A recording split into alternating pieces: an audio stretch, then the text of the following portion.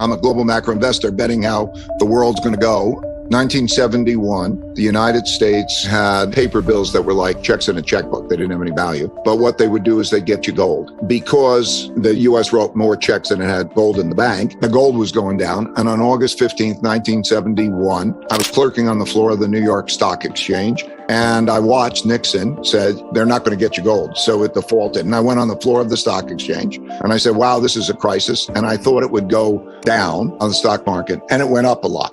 And so I researched it, and I found that on March 5th, 1933, the exact same thing happened.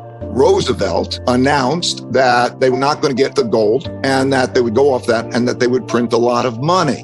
And they printed a lot of money. And what I realized at that time, and saw many times since, that anything that surprised me may not have happened in my lifetime, but happened before. I studied the Great Depression. Because I did that, I was able to anticipate the 2008 financial crisis. We made a lot of money in the financial crisis because I understood what happened in the Great Depression. So in this case, three big things are happening that never happened before in our lifetimes. And the last time they happened was in the 1930 to 45 period. And those three things are the creation of a lot of printing of money to pay for the debts. We needed to at the time, but it was very overdone. We actually sent out checks which were about 5 times as much as the amount that would have compensated people for their losses. Where'd they get the money from? The government borrowed the money. Who did they borrow the money from? The Federal Reserve. What they did is the Federal Reserve prints the money and they buy the debt. And that's how it works. So now everybody gets all these checks and everybody's happy because they get all these checks. But when they get all this money and then they spend it, everybody's surprised they got inflation. We've increased the amount of money by 25% or more. What has happened? The price of anything is equal to the amount of money and credit spent on it divided by the quantity of it sold. And so when you increase the amount of money and credit, buying power, spending, by a lot more than you increase the quantity, you get inflation. What happened in both of those cases is they hit zero interest rates. So I can't lower the price of money. So what do I do? Number two is the amount of internal conflict that's going on in the United States, the size of the wealth gaps, the size of the political conflicts is the greatest since not only the 30 to 45 period, it's much greater than that, 1900. You have to go back to 1900 to have that conflict. We're having a form of a civil war where populism is one side in a battle with the other side that won't accept losing. That's why in the next elections, there's a good chance that neither side will accept the result and accept losing. History shows that when the causes people are behind are more important to them than the system is in jeopardy. Right now, there's not much agreement and the polarity is becoming greater. The political right now, if you follow politics, if you even watch events like, what will the reaction be to Supreme Court making the decision of Roe versus Wade? Why are moderates in the political system choosing not to run for re-election? We have this internal conflict that is actually threatening rule of law and the adherence to the Constitution. It's entirely possible that people with different views, they will go to different places and they will fight. So that degree has never happened in my lifetime before. I was born in 1949. 1945 was when the New World Order began. These world orders happen because there's a conflict and then somebody wins. So that brings me to the third thing that's happening, which is the rise of a great power to be comparable, China, and with it, Russia, and they form alliances, right? There's the Allied powers and the Axis powers, two different sides, kind of, and then they're competing. Because what happens is when you have a new world order, the winners of the war get to set the rules. So in 1945, America won, and it was the richest country in the world. It had 80% of the world's gold, and gold was money.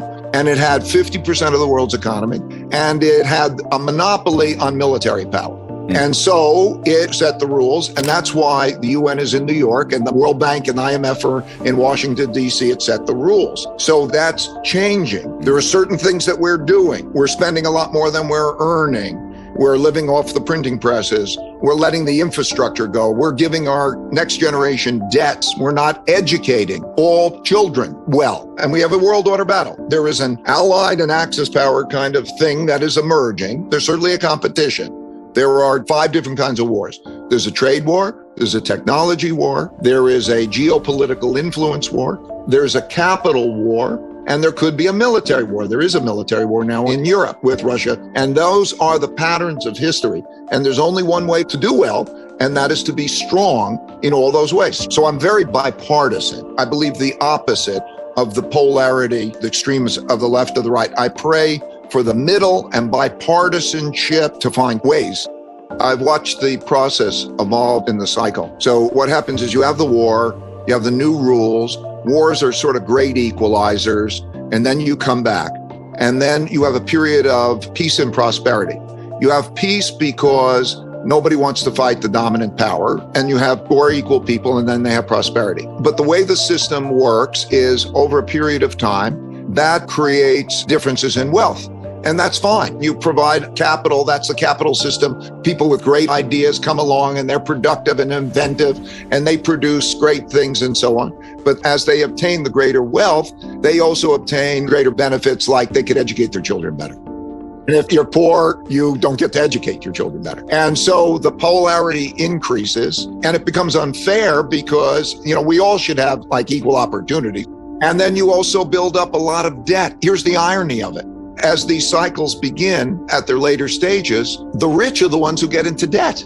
Now, you would think it's exactly the opposite. It's easier to have a good living standard and save. But like the United States, when per capita income was 40 times that in China, it started to borrow from China because they have a big saving mentality. When you have a poor person who doesn't have much, they want to save. Their saving is in our currency because when they think, how do I save in world currency? I'm going to buy dollar-denominated debt and I'm going to save in it when we borrow. And that's been the case. We didn't experience what our prior generations experienced. I know my dad went through World War II. He went through depression and war. His mentality is very different in terms of, what you take for granted or how you save. And that creates a cycle. One man's debts are somebody else's assets.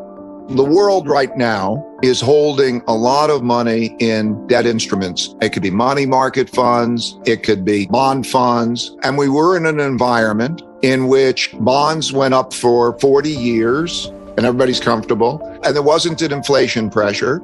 And so everybody thinks that cash is the safest place to be because they don't think about its buying power. And so what happens is you have to satisfy both the debtors and the creditors, which is difficult to do when you've got more.